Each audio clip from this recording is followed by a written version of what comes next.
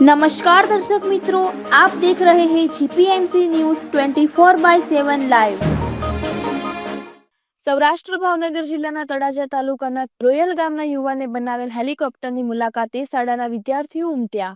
હા, વાત કરીએ સૌરાષ્ટ્રના ભાવનગર જિલ્લામાં આવેલ તળાજા તાલુકામાં રોયલ ગામના એક યુવકે ભારે જહેમત બાદ હેલિકોપ્ટર બનાવવામાં સફળતા મેળવી હતી, જેની મુલાકાતે રોયલ ગામની પ્રાથમિક શાળાના ધોરણ 6 થી 8ના બાળકો હેલિકોપ્ટરની જાણકારી તેમજ જોવા માટે શિક્ષકો સાથે ઉમટી પડ્યા હતા.